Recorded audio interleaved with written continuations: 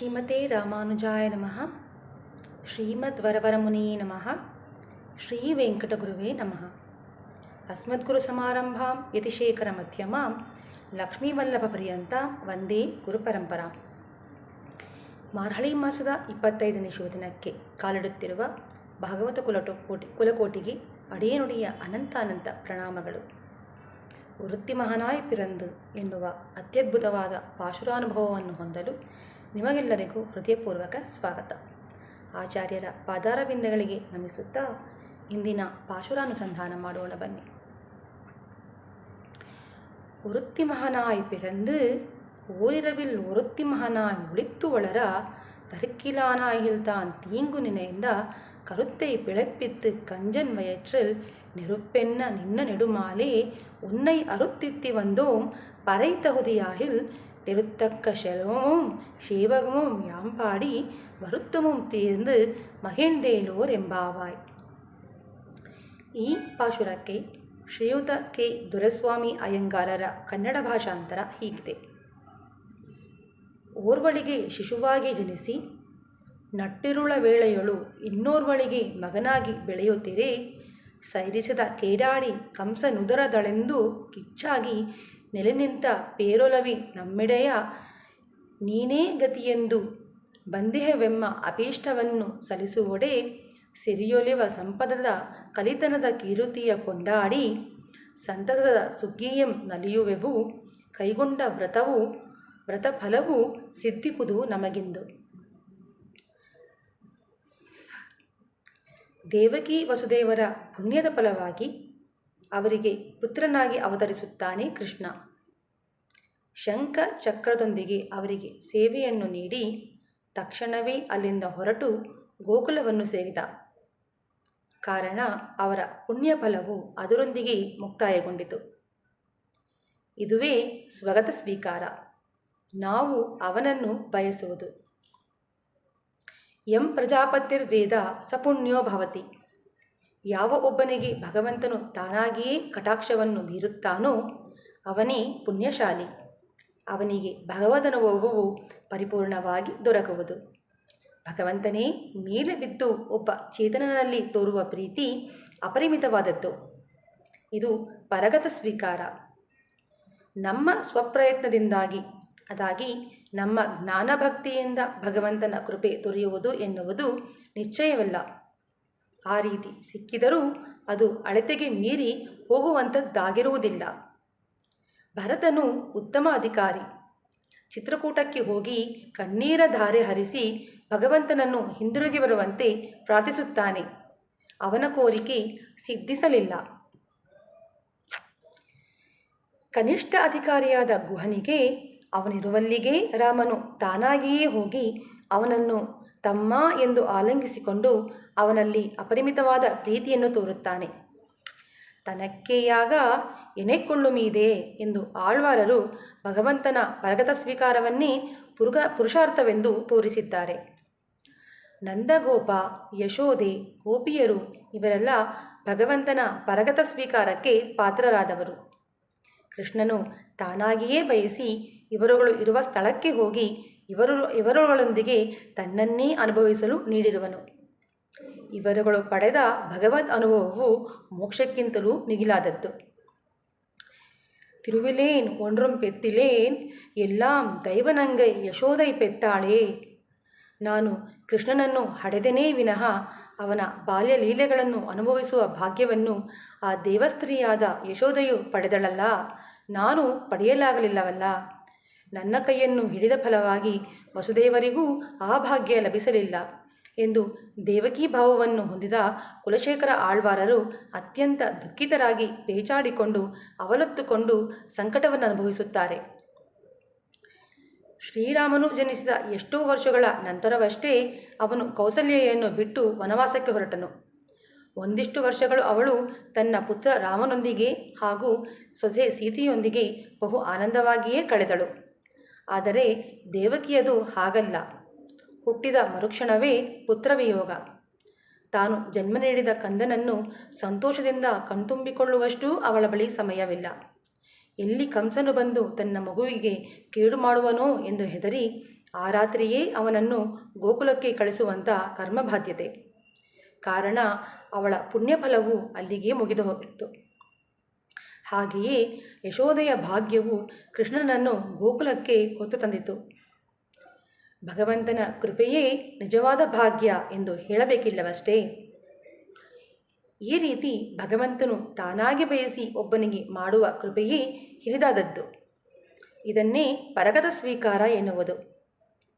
ಸ್ವಗತ ಸ್ವೀಕಾರಕ್ಕೆ ಹೊಂದುವಂತೆ ವೃತ್ತಿ ಮಗನಾಯ್ ಪಿರಂದು ದೇವಕಿಯ ಪುತ್ರನಾಗಿ ಜನಿಸಿ ಪರಗತ ಸ್ವೀಕಾರಕ್ಕೆ ಹೊಂದುವಂತೆ ವೃತ್ತಿ ಮಗನಾಯ್ ಒಳಿತ್ತು ಒಳರ ಯಶೋಧಾನಂದನಾಗಿ ಅವಿತು ಬೆಳೆಯುವ ಕೃಷ್ಣನ ಹುಟ್ಟನ್ನು ಅನುಭವಿಸುವ ಪಾಶುರವೇ ವೃತ್ತಿ ಮಗನಾಯ್ ಎನ್ನುವ ಈ ಅತ್ಯದ್ಭುತವಾದ ಪಾಶುರ. ನಪ್ಪಿನ್ನೆಯೊಂದಿಗೆ ಕೃಷ್ಣನು ದಿವ್ಯ ಸಿಂಹಾಸನದಲ್ಲಿ ಆಸೀನನಾಗಿರಲು ಗೋಪಿಯರು ಅವನನ್ನು ಸುತ್ತಿ ಅವನಿಗೆ ಮಂಗಳಾಶಾಸನ ಮಾಡಿದರು ಹಿಂದಿನ ಪಾಶುರದಲ್ಲಿ. ಇದು ನಿಮಗೆ ಜನ್ಮಸಿದ್ಧವಾದದ್ದು. ಈಗ ನೀವು ಏನನ್ನು ಬಯಸಿ ಬಂದಿರುವಿರಿ ಎಂದು ಕೃಷ್ಣನು ಅವರನ್ನು ಕೇಳಲು, ನಾವು ನಿನ್ನನ್ನೇ ಬಯಸಿ ಬಂದಿರುವೆವು, ನಿನ್ನನ್ನೇ ಪರಮ ಪ್ರಯೋಜನವಾಗಿ ಹೊಂದಿ ನಿನ್ನ ಕೈಂಕರ್ಯ ಮಾಡಲು ಬಂದಿರುವೆವು ಎನ್ನುತ್ತಾರೆ ಗೋಪಿಯರು. ತನ್ನನ್ನು ಆಶ್ರಯಿಸಿದವರನ್ನು ಭಗವಂತ ಹಲವು ಬಾರಿ ಪರೀಕ್ಷಿಸುವುದುಂಟು. ನೀವು ಪಾಪ ತುಂಬಿದ ಸಂಸಾರಿಗಳು, ನಿಮ್ಮಲ್ಲಿ ನಾನು ಕೈಂಕರ್ಯವನ್ನು ಹೇಗೆ ಸ್ವೀಕರಿಸಲಿ ಎನ್ನುತ್ತಾನೆ ಭಗವಂತ. ಅದಕ್ಕೆ ಗೋಪಿಯರು, ನೀನು ದೊಡ್ಡ ದೊಡ್ಡ ಅತಿಶಯವಾದ ಕೆಲಸಗಳನ್ನು ಮಾಡಿದವನಲ್ಲವೇ? ದೇವಿಕಿ ಗರ್ಭದಲ್ಲಿ ಜನಿಸಿ ಅದೇ ರಾತ್ರಿನೇ ಗೋಕುಲಕ್ಕೆ ಬಂದು ಯಶೋದೆಯ ಬಳಿ ಬೆಳೆಯಲಿಲ್ಲವೇ? ನಿನ್ನಿಂದ ಸಾಧ್ಯವಿಲ್ಲದ್ದು ಯಾವುದಿದೆ? ಆದ್ದರಿಂದ ನೀನೇ ನಮ್ಮ ಪಾಪಗಳನ್ನು ಹೋಗಲಾಡಿಸಿ ನಮಗೆ ನಿನ್ನ ಕೈಂಕರ್ಯವೆನ್ನುವ ಪುಣ್ಯವನ್ನು ನೀಡುವಂಥವನಾಗು ಎಂದು ಪ್ರಾರ್ಥಿಸುತ್ತಾರೆ ಈ ಪಾಶುರದಲ್ಲಿ. ದೇವಕಿಗೆ ಪುತ್ರನಾಗಿ ಜನಿಸಿ ಯಶೋದೆಯ ಬಳಿ ಹೋಗಿ ಬೆಳೆಯುತ್ತಾನೆ. ಅದನ್ನು ನಾರದರು ಕಂಸನಿಗೆ ತಿಳಿಸುತ್ತಾರೆ. ಇದನ್ನರಿತ ಕಂಸ ಅವನಿಗೆ ಹಲವು ಕಷ್ಟಗಳನ್ನು ಕೊಡಲು ಅನುವಾಗುತ್ತಾನೆ. ಕೃಷ್ಣನ ಹೆಸರೇ ಅವನ ಉದರದಲ್ಲಿ ಬೆಂಕಿಯ ಜ್ವಾಲೆಯನ್ನು ಉಂಟು ಮಾಡುತ್ತದೆ. ಹಾಗಾಗಿ ಕಂಸನ ಉದರದಲ್ಲಿ ಬೆಂಕಿಯಾಗಿ ಜ್ವಲಿಸುವ ಬೆಂಕಿಯ ಚಂಡೆ ಎಂದು ವರ್ಣಿಸುತ್ತಿದ್ದಾಳೆ ಗೋದೆ. ವೃತ್ತಿ ಮಗನಾಯ್ ಪಿರಂದು. ವೃತ್ತಿ ಸಜಾತೀಯ ರಾಹಿತ್ಯವನ್ನು ಇಲ್ಲಿ ಹೇಳಲಾಗಿದೆ. ಯದಾ ಪಶ್ಯತೆ ರುಕ್ಮವರ್ಣಂ ಕರ್ತಾರಮೀಶಂ ಪುರುಷಂ ಬ್ರಹ್ಮಯೋನಿಂ ತದಾ ವಿದ್ವಾನ್ ಪುಣ್ಯಪಾಪೇ ವಿಧೂಯ ನಿರಂಜನಃ ಪರಮಂ ಸಾಮ್ಯಮುಪೈತಿ. ಬ್ರಹ್ಮಜ್ಞಾನಿಯಾದವನು, ಸ್ವರ್ಣದಂತೆ ತೇಜಸ್ಸನ್ನು ಹೊಂದಿದವನು, ಜಗತ್ತನ್ನು ಸೃಷ್ಟಿಸಿ ನಿಯಮಿಸುವವನೂ, ಬ್ರಹ್ಮನ ಹುಟ್ಟಿಗೆ ಕಾರಣನಾದವನೂ ಆದ ಪುರುಷನು ಯಾವಾಗ ಒಬ್ಬ ಜ್ಞಾನಿಯನ್ನು ತನ್ನ ಕೃಪಾಭರಿತ ಕಣ್ಗಳಿಂದ ಕಟಾಕ್ಷಿಸುವನೋ ಆ ಕ್ಷಣವೇ ಆ ಚೇತನನ ಪುಣ್ಯಪಾಪದ ಲೆಕ್ಕವು ಉದುರಿ ಹೋಗಿ ಪ್ರಕೃತಿ ಸಂಬಂಧ ಎನ್ನುವ ಬಂಧವು ತಂತಾನೇ ಕಳಚಿಕೊಂಡು ಅವನು ಪರಬ್ರಹ್ಮನಿಗೆ ಸಮನಾದ ಸಾಮ್ಯತೆಯನ್ನು ಹೊಂದಿದವನಾಗುತ್ತಾನೆ ಎನ್ನುವ ಮುಂಡಕ ಉಪನಿಷತ್ನ ವಾಕ್ಯದಂತೆ ಅವನ ಕೃಪೆಯು ನಮ್ಮನ್ನು ಅವನೊಂದಿಗೆ ಸಜಾತೀಯನನ್ನಾಗಿಸಿ ಬಿಡುತ್ತದೆ. ಯಥೋವಾ ಇಮಾನಿ ಭೂತಾನಿ ಜಾಯಂತೆ, ಯಾವುದರಿಂದ ಈ ಜಗತ್ತು ಉಂಟಾಯಿತೋ, ಅಂತಃಪ್ರವಿಷ್ಟ ಶಾಸ್ತ್ರ ಜನನಾಂ, ಎಲ್ಲ ಚೇತನರೊಳಗೂ ಇದ್ದು ಅವರುಗಳನ್ನು ಧರಿಸಿ ನೇಮಿಸಿ ಸಲಹುವವನು ಯಾವನೋ ಅವನೇ ಉತ್ಕೃಷ್ಟ ತತ್ವವಾದ ಬ್ರಹ್ಮ ಎನ್ನುತ್ತದೆ ಶ್ರುತಿ. ಒತ್ತಾರು ಮಿಕ್ಕಾರು ಮಿಲ್ಲಾದವನ್ ಎಂದು ಆಳ್ವಾರರು ಹಾಡಿದಂತೆ ಇವನಿಗೆ ಸರಿಸಮನಾದವರು ಇಲ್ಲದಂತಿರುವವನು. ದಶರಥನು 4 ಯಾಗಾದಿಗಳನ್ನು ಮಾಡಿ ರಾಮ, ಲಕ್ಷ್ಮಣ, ಭರತ, ಶತ್ರುಘ್ನ ಎನ್ನುವ 4 ರತ್ನಗಳನ್ನು ಪಡೆದನು. ಇಲ್ಲಿ 4 ಜನರ ಸುಕೃತ ಫಲವಾಗಿ ಗೋಪಾಲರತ್ನವು ಒಬ್ಬನೇ ಜನಿಸಿದನು. ಪಿರಂದ್ ತಥೋ ಅಖಿಲ ಜಗತ್ ಪದ್ಮಬೋಧಾಯ ಅಚ್ಯುತ ಭಾನುನ ದೇವಕಿ ಪೂರ್ವಸಂಧ್ಯಾಯಾಂ ಆವಿರ್ಭೂತಂ ಮಹಾತ್ಮನ. ಮಹಾತ್ಮನಾದ ಅಚ್ಯುತ ಸೂರ್ಯನು ಪ್ರಪಂಚವೆನ್ನುವ ತಾವರೆಯನ್ನು ಅರಳಿಸುವುದಕ್ಕಾಗಿ ದೇವಕಿ ಎನ್ನುವ ಪೂರ್ವ ದಿಕ್ಕಿನಲ್ಲಿ ಉದಯಿಸಿದನು ಎನ್ನುವ ವಿಷ್ಣು ಪುರಾಣದ ವಾಕ್ಯದಂತೆ 12 ತಿಂಗಳು ವಯಟ್ರಿಲ್ಕೊಂಡ ಎಂದು ಪೆರಿಯಾಳ್ವಾರರು ಹಾಡಿದಂತೆ ದೇವಕಿಯನ್ನು ಬಯಸಿ ಅವಳ ಗರ್ಭದಲ್ಲಿ 12 ತಿಂಗಳು ಗರ್ಭವಾಸ ಮಾಡಿದ್ದಾನೆ ಭಗವಂತ. ಕಂಬದಿಂದ ನರಸಿಂಹ ಅವತಾರವೆತ್ತಿದ. ಶ್ರೀವೈಕುಂಠನಿಂದ ನೇರವಾಗಿ ಬಂದು ಗಜೇಂದ್ರನಿಗೆ ಸೇವೆಯಿತ್ತ ಮಹಾವಿಷ್ಣು. ಹಾಗಲ್ಲದೆ ದೇವಕಿ ಗರ್ಭದಲ್ಲಿ ವಾಸ ಮಾಡಿ ಅವಳಿಗೆ ಪುತ್ರನಾಗಿ ಅವತರಿಸಿದ. ಈ ರೀತಿ ಜಗತ್ಕಾರಣನಾದ ಪರಬ್ರಹ್ಮ ರೂಪನಾದ ಕೃಷ್ಣನನ್ನು ತಾನು ತನ್ನ ಗರ್ಭದಲ್ಲಿ ಧರಿಸಿ ಹೆರುವಂಥ ಸೌಭಾಗ್ಯವನ್ನು ನೆನೆದು ಒರುತ್ತಿ ಅದಾಗಿ ಒಬ್ಬಳು ಎಂದು ಅವಳ ಹಿರಿಮೆಯನ್ನು ಕೊಂಡಾಡುತ್ತಿದ್ದಾರೆ. ಒರುತ್ತಿ ಮಗನಾಯ್, ದೇವಕಿ ಮಗನಾಗಿ ಹುಟ್ಟಿ ಯಶೋದೆಯ ಮಗನಾಗಿ ಬೆಳೆದ ಎಂದು ಅವನ ತಾಯಂದಿರ ಹೆಸರನ್ನು ನೇರವಾಗಿಯೇ ಹೇಳಬಹುದಿತ್ತಲ್ಲವೇ? ಆದರೆ ಹಾಗೆ ಮಾಡದೆ ಅದೇಕೆ ಗೋದೆ ಸುತ್ತಿ ಬಳಸಿ ಒರುತ್ತಿ ಮಗನಾಯ್ ಪಿರಂದು ಒರುತ್ತಿ ಮಗನಾಯ್ ಒಳಿತು ಒಳರ ಎಂದು ಹೇಳುತ್ತಿದ್ದಾಳೆ ಎನ್ನುವ ಸಂದೇಹವನ್ನು ಮುಂದಿಟ್ಟು ಅದಕ್ಕೆ ತಾವೇ ಉತ್ತರವನ್ನು ನೀಡುತ್ತಾರೆ ನಮ್ಮ ಪೂರ್ವಾಚಾರ್ಯರುಗಳು.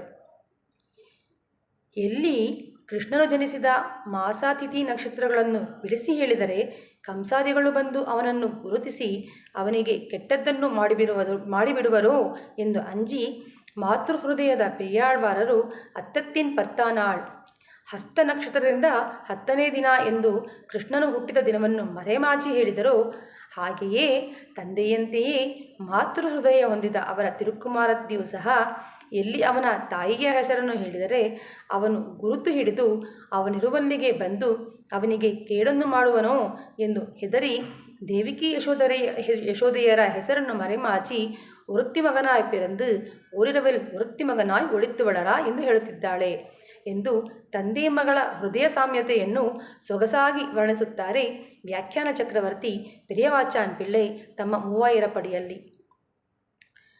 ಜೀವತೋಹೋ ವಾಕ್ಯಕರಣಾತ್, ಮಾತಾಪಿತೃಗಳ ಮಾತನ್ನು ಕೇಳಿ ನಡೆಯುವವನೇ ಪುತ್ರನಾಗುತ್ತಾನೆ.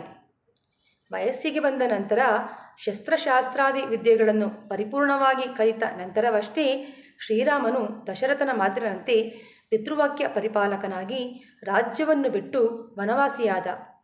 ಆದರೆ ಶ್ರೀಕೃಷ್ಣನೋ ಹುಟ್ಟಿದೊಡನೆಯೇ ಅವರ ಮಾತಿನಂತೆ ಗೋಕುಲಕ್ಕೆ ಬಂದು ಸೇರಿದನು.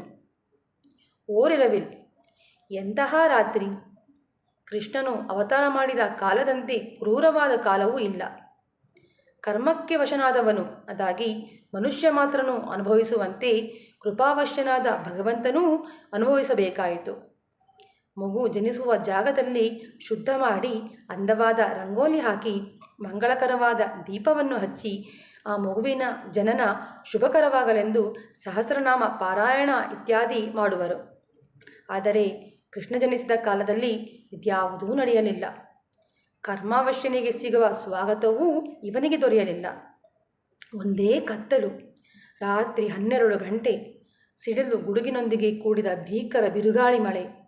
ಹುಟ್ಟಿದೊಡನೆ ಅವನನ್ನು ಅಲ್ಲಿ ಇರಗೊಳ್ಳಲಿಲ್ಲ. ಅಷ್ಟು ಕ್ರೂರವಾದ ಕಾಲ.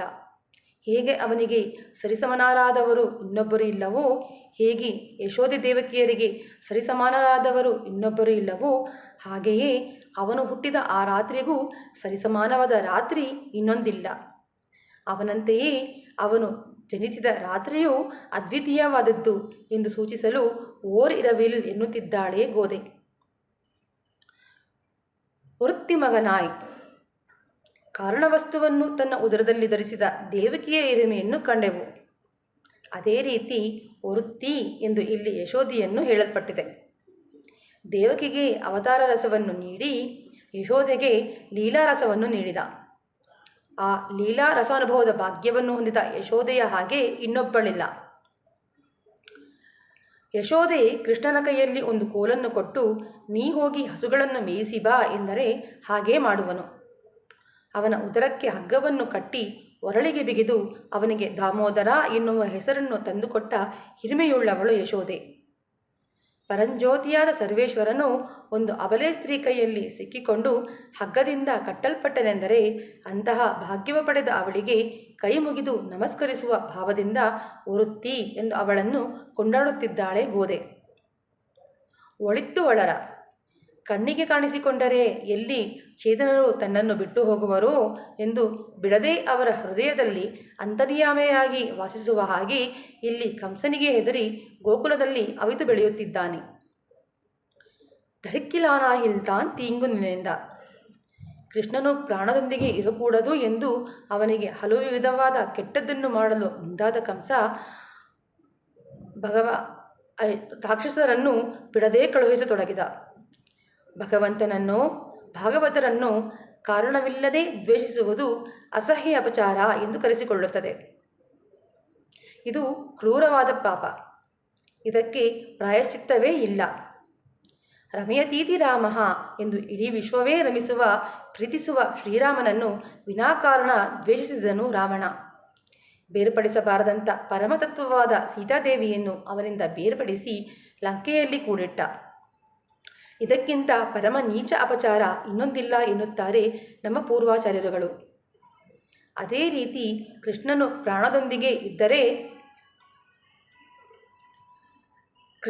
ಪ್ರಾಣದೊಂದಿಗೆ ಇರುವುದನ್ನೇ ಸಹಿಸಲಿಲ್ಲ ಕಂಸ. ತನ್ನ ಬಳಿ ಅಡಿಯಾಳಾಗಿರುವ ಅಷ್ಟೂ ರಾಕ್ಷಸರನ್ನು ಒಬ್ಬೊಬ್ಬರನ್ನಾಗಿ ಕಳಿಸಿ ಕೃಷ್ಣನನ್ನು ಕೊಲ್ಲಲು ಯತ್ನಿಸಿದ ಕಡುಪಾಪಿ. ಇದನ್ನೇ ಅಸಹ್ಯ ಅಪಚಾರ ಎನ್ನುವುದು. ಕರುತ್ತೈ ಪಿಳಪಿದ್ದು ಕಂಜನ್ ವಯற்றிಲ್ ನೆರುಪ್ಪೆನ್ನ ನಿನ್ನ ನೆಡುಮಾಲೆ. ಕೃಷ್ಣನಿಗೆ ಕೆಟ್ಟದ್ದನ್ನು ಮಾಡಲು ಕಂಸ ಮಾಡಿದ ಪ್ರಯತ್ನಗಳೆಲ್ಲವೂ ವಿಫಲವಾದವು. ಅವನು ಕಳುಹಿಸಿದ ಪೂತನೆ, ಶಕಟಾಸುರ, ವತ್ಸಾಸುರ, ಅಘಾಸುರ ಇತ್ಯಾದಿ ಎಲ್ಲ ಅಸುರರೂ ಅಸುನೀಗಿದರು. ಕೊನೆಗೆ ಚಾಣೂರ ಮುಷ್ಟಿಕರನ್ನು ಮಲ್ಲಯುದ್ಧದಲ್ಲಿ ಅನಾಯಾಸವಾಗಿ ಕೊಂದ ಕೃಷ್ಣನನ್ನು ನೋಡಿ ಕಂಸನ ಹೊಟ್ಟೆಯಲ್ಲಿ ಬೆಂಕಿಯೇ ಹತ್ತಿ ಉರಿಯಿತು. ಇನ್ನೊಂದು ಮಾತಿನಲ್ಲಿ ಹೇಳಬೇಕಾದರೆ ಗೋಪಾಲರ ಮನಸ್ಸಿನಲ್ಲಿ ಬೆಣ್ಣೆಯಂತೆ ಬೆರೆತು ಹೋದ ಕೃಷ್ಣ ಕಂಸನ ಹೊಟ್ಟೆಯಲ್ಲಿ ಬೆಂಕಿಯ ಹಾಗೆ ಉರಿದನು. ಹಾಗಾಗಿಯೇ ಕಂಜನ್ ವೇಟ್ರಿಲ್ ನೆರುಪ್ಪೆನ್ನ ನಿನ್ನ ನೆಡುಮಾಲೆ ಎನ್ನುತ್ತಿದ್ದಾಳೆ ಗೋದೆ. ನೆಡುಮಾಲೆ ಆಶ್ರಿತ ವ್ಯಾಮೋಹವನ್ನು ಉಳ್ಳವನು. ಶತ್ರುಗಳಿಗೆ ಅದಾಗಿ ರಾವಣ ಕುಂಭಕರ್ಣಾದಿಗಳಿಗೆ ಬೆಂಕಿಯಂತೆಯೂ, ಆಶ್ರಿತರಿಗೆ ಅದಾಗಿ ವಿಭೀಷಣ ಸುಗ್ರೀವಾದಿಗಳಿಗೆ ತಂಪಾದ ಮಂಜಿನಂತೆಯೂ ಇರುವವನನ್ನು ನೆಡುಮಾಲೆ ಎಂದು ಕರೆಯುತ್ತಿದ್ದಾಳೆ. ಉನ್ನೈ ಅರುತ್ತಿತ್ತಿ ಬಂದೋಂ ಪರೈತಹುದಿಯಾಹಿಲ್. ನಿನ್ನನ್ನೇ ಪರಮ ಪ್ರಯೋಜನವನ್ನಾಗಿ ಶರಣು ಬಂದಿರುವೆವು. ನೀನು ನಮಗೆ ಹುಟ್ಟಿಯೂ ತೋರಿಸಬೇಕು, ಬಚ್ಚಿಟ್ಟುಕೊಂಡೂ ತೋರಿಸಬೇಕು, ಬೆಳೆದೂ ತೋರಿಸಬೇಕು. ಒಟ್ಟಿನಲ್ಲಿ ನಿನ್ನ ಲೀಲೆಗಳನ್ನು ನಮಗೆ ಸಂಪೂರ್ಣವಾಗಿ ತೋರಿಸಬೇಕು. ತಿರುತ್ತಕ್ಕ ಶಲೋಮೋಂ ಶೇವಗಮೋಂ ಯಾಂ ಪಾಡಿ. ನಿನ್ನ ವೀರಚರಿತ್ರೆಯನ್ನು ಹಾಡಲು ಸಂತೋಷವಾಗಿ ಬಂದಿರುವೆವು. ಕಂಸನನ್ನು ನಿರಸನ ಮಾಡಿದ ಹಾಗೆ ನಮ್ಮ ಪಾಪಗಳನ್ನು ನಿರಸನ ಮಾಡಿ ನಿನ್ನ ಅನುಭವಜನಿತ ಪ್ರೀತಿಕಾರಿತ ಕೈಂಕರ್ಯವನ್ನು ನಮಗೆ ನೀಡಿ ಕೃಪೆ ಮಾಡು ಎಂದು ಪ್ರಾರ್ಥಿಸುತ್ತಿದ್ದಾರೆ ಗೋಪಿಯರು. ವರುತ್ತಮೂಂ ತೀರ್ந்து ಮಗಿಳ್ದೀರೋ. ಇಷ್ಟು ದಿನ ನಿನ್ನಿಂದ ಅಗಲಿದ್ದರಿಂದ ಉಂಟಾದ ವಿರಹ ದುಃಖವು ತೀರುವಂತೆ ಸಂತೋಷದಿಂದ ಅನುಭವವನ್ನು ನೀಡುವಂಥವನಾಗು ಎಂದು ಪ್ರಾರ್ಥಿಸುತ್ತಿದ್ದಾರೆ ಗೋಪಿಯರು. ಈಗ ಈ ಪಾಶುರಕ್ಕೆ ಹೊಂದಿದಂತೆ ವಿಶೇಷಾರ್ಥವನ್ನು ಅನುಭವಿಸೋಣ. ಈ ಪಾಶುರವು ಆಚಾರ್ಯ ಶ್ರೀ ರಾಮಾನುಜರಿಗೆ ಹೊಂದುವಂಥದ್ದೇ ಆಗಿದೆ. ಒರುತ್ತಿ ಮಗನಾಯ ಪಿರಂದು ಅದಾಗಿ ಕಾಂತಿಮತಿ ದೇವಿಗೆ ಪುತ್ರನಾಗಿ ಜನಿಸಿದರೂ ಯಾದವ ಪ್ರಕಾಶರಿಂದ ಕೊಲ್ಲಲ್ಪಡುವೆ ಎಂದು ಅರಿತಾಗ ಭಯದಿಂದ ಕಾಡಿನಲ್ಲಿ ತಪ್ಪಿಸಿಕೊಂಡಾಗ ಒರುತ್ತಿ ಮಗನಾಯ್ ಅದಾಗಿ ಪೆರುಂದೇವಿ ತಾಯಾರಿನ ಕೃಪೆಯಿಂದ ರಕ್ಷಿಸಲ್ಪಟ್ಟು ಒಳಿತ್ತು ಬರರ ಅವಳ ಮಗನಾಗಿ ಕಂಚಿಯಲ್ಲಿ ಅವಿತು ಬೆಳೆದು ಮುಂದೆ ಮಾಯಾವಾದಿಗಳ ಪಾಲಿಗೆ ಅವರ ಹೊಟ್ಟೆಯಲ್ಲಿ ನೆರುಪ್ಪೆನ್ನ ನಿನ್ನ ನೆಡುಮಾಲೆ ಎನ್ನುವಂತೆ ಉರಿಯುವ ಬೆಂಕಿಯಾಗಿ ಅವರ ಹೃದಯದಲ್ಲಿ ತುಂಬಿದ್ದ ಅಹಂಕಾರವನ್ನು ಸುಟ್ಟು ಪರತತ್ವವಾದ ಭಗವಂತನನ್ನು ಅಲ್ಲಿ ಸ್ಥಾಪಿಸಿ ಶ್ರೀ ಸಂಪ್ರದಾಯಕ್ಕೆ ತಂಪನ್ನು ಹರಿಸಿದವರು. ಉನ್ನೆ ಅರುತ್ತಿತ್ತಿ ಬಂದೋ. ನೀವೇ ಗತಿ ಎಂದು ಅವರ ಪಾದಾರವಿಂದವನ್ನು ಆಶ್ರಯಿಸಿ ಬಂದವರನ್ನು ಅತ್ಯಂತ ಪ್ರೇಮದಿಂದ ಹತ್ತಿರ ಸೇರಿಸಿಕೊಂಡು ಅವರಲ್ಲಿ ಕಾರುಣ್ಯಭರಿತ ಕೃಪೆಯನ್ನು ತೋರಿ ವರ್ತಮಂ ತೀರ್ந்து ಮಗಿಳ್ದು ಸಂಸಾರವೆನ್ನುವ ದುಃಖವನ್ನು ಹೋಗಲಾಡಿಸಿ ಭಗವಂತನ ಸಾಮೀಪ್ಯವೆನ್ನುವ ಸಂತೋಷವೂ ದೊರೆಯುವಂತೆ ಅವರ ಆತ್ಮೋಜ್ಜೀವನ ಮಾಡುವ ಪರಮ ಕಾರುಣಿಕರು. ಇಂತಹ ಶ್ರೇಷ್ಠತಮ ಆಚಾರ್ಯರಾದ ಜಗದಾಚಾರ್ಯ ಶ್ರೀ ರಾಮಾನುಜರ ಪಾದಾರವಿಂದವನ್ನು ಆಶ್ರಯಿಸಿ ಭಗವತ್ಕೃಪೆಗೆ ಪಾತ್ರರಾಗೋಣ ಎನ್ನುತ್ತಾ ಅಸ್ಮದಾಚಾರ್ಯರ ಪಾದಾರವಿಂದಗಳಿಗೆ ನಮಿಸುತ್ತಾ ಇಂದಿನ ಈ ಸಂಚಿಕೆಗೆ ಮಂಗಳ ಹಾಡುತ್ತಿದ್ದೇನೆ. ಅಡಿಯೇನ್ ರಾಮಾನುಜದಾಸಿ ಕೃಷ್ಣ ತಪಸ್ವಿನಿ. ಮಂಗಳಂ ಕೌಸಲೇಂದ್ರಾಯ ಮಹನೀಯ ಗುಣಾಬ್ಧಯೇ ಚಕ್ರವರ್ತಿ ತನೂಜಾಯ ಸಾರ್ವಭೌಮಾಯ ಮಂಗಳಂ. ಶ್ರೀಮತ್ಯೈ ವಿಷ್ಣುಚಿತ್ತಾರ್ಯ ಮನೋನಂದನ ಹೇತುವೆ ನಂದನಂದನ ಸುಂದರಿಯೇ ಗೋದಾಯೇ ನಿತ್ಯಮಂಗಳಂ. ಶ್ರೀಮತೆ ಸೌಮ್ಯಜಾಮಾತೃ ಮುನೀಂದ್ರಾಯ ಮಹಾತ್ಮನೇ ಶ್ರೀರಂಗವಾಸಿನೇ ಭೂಯಾತ್ நித்யஸ்ரீ நித்யமங்கலம். ஆண்டாள் ரங்கமன்னார் திருவிடைகளே சரணம். ஆழ்வார் எம்பெருமானார் ஜியர் திருவிடைகளே சரணம். ஆச்சாரியன் திருவிடைகளே சரணம். ஸ்ரீமதே ராமானுஜாய் நமஹ.